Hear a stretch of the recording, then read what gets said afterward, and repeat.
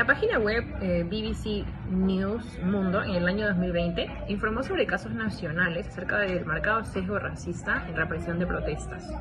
En esta página, dos jóvenes, uno llamado Inti Sotelo Camargo de 24 años y otro Brian Pintado Sánchez de 22 años, murieron tras la violencia que se desató durante una marcha en Lima.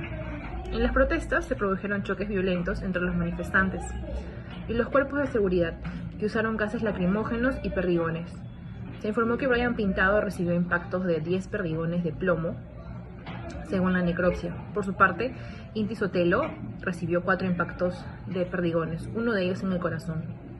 Por otro lado, el portal Observador de Derechos Humanos, en el año 2023, cuestionó los abusos brutales cometidos por las fuerzas de seguridad. Esto se debió a la muerte de personas y familiares durante las protestas en Juliaca. En el informe publicado se señala al Ejército y la Policía Nacional del Perú como responsables de muertes que podrían constituir ejecuciones extrajudiciales o arbitrarias, así como otros abusos brutales contra manifestantes y también transeúntes. Ante este argumento, hay personas que opinan que existen graves hechos de violencia, un uso excesivo de la fuerza por parte de las fuerzas de seguridad y violaciones por el debido proceso. Frente a este contexto, surge la siguiente interrogante, la cual es si se evidencian faltas éticas en el accionar de las autoridades ante las protestas de ciudadanos indígenas. En cuanto a esta pregunta, consideramos que sí se evidencia una fuerza desproporcionada en las manifestaciones contra la población peruana. Por ello, en las siguientes líneas defenderemos nuestra postura con un argumento sólido. En primer lugar, creemos que la acción del gobierno en respuesta de las protestas de los pueblos indígenas no es ética. ¿Por qué? Porque este viola los derechos fundamentales de los protestantes con orígenes étnicos. Por un lado, cabe destacar que los derechos fundamentales son los derechos básicos de los ciudadanos basados en la dignidad humana, que a su vez forman la base o parte del Estado y de la sociedad en general. Esto Fernández y Zambrano 2010. Así que al demostrar que la represión se concreta desproporcionadamente en zonas de mayoría indígena, demostrarían un rechazo y una falta de respeto hacia las comunidades étnicas, lo que esto les impediría vivir con dignidad, reconocimiento y identidad. Fernández y Zambrano 2010 mencionan que son derechos de los individuos que sirven para protegerlos contra sus culturas e incluso contra sus familias, que protegen a la mujer contra el padre o el marido y al menor contra los padres. En general, a los oprimidos contra sus culturas opresivas, pero esto va en la mano con la tutela de las libertades y con ella el respeto de las diferencias culturales que gracias a ellos se expresan. Eso, página 10.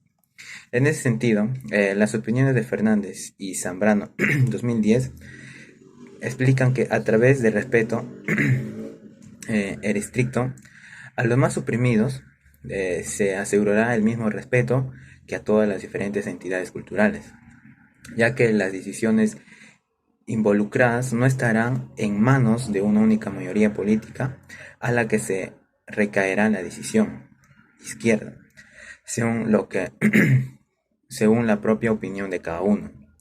Por lo tanto, será un gran desafío para nosotros aprender a comprender las diferentes culturas y superar los estereotipos y el ostentoso analfabetismo cultural.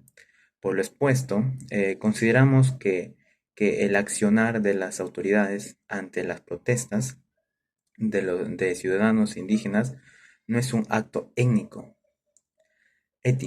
ya que viola los derechos fundamentales de los protestantes. En segundo lugar, las acciones del gobierno peruano involucraron fallas éticas. ¿Por qué? Porque se buscó una coexistencia respetuosa entre los manifestantes indígenas y el gobierno peruano. Por tanto, ve el multiculturalismo como la base sobre la que se sustenta el interculturalismo, definiéndolo como el reconocimiento mutuo de las culturas y la aceptación de sus identidades distintas, coexistan o no, y que de aquí surge el concepto de interculturismo como base para la convivencia armoniosa y el respeto mutuo entre culturas igualmente reconocidas en un entorno común. Para ello, el filósofo canadiense Will Kinlica nos menciona que un ciudadano intercultural es alguien que no solo apoya a los principios de un Estado multicultural, sino que también demuestra todo un rango de actitudes personales positivas hacia la diversidad. En particular, es alguien que es curioso en vez de temeroso con respecto a las culturas y personas. Alguien que está abierto a aprender de otros estilos de vida y dispuesto a considerar cómo se ven las cosas desde un punto de vista de otra gente en vez de asumir su perspectiva o modo de vida heredado como superior. Alguien que se siente como interactuando con personas de diferentes ambientes. Esto, Kimikla 2003, 21. Entonces, se determina que hay una falta de interculturismo. ¿Por qué? Porque las autoridades peruanas reaccionan con acciones muy agresivas, mostrando racismo y el rechazo hacia, hacia contra los manifestantes indígenas, con ofensas y violencias. Por lo expuesto, consideramos que el accionar de las autoridades ante las protestas de los ciudadanos indígenas no es un acto ético, ya que no se busca una conciencia respetuosa entre los manifestantes indígenas y las autoridades peruanas.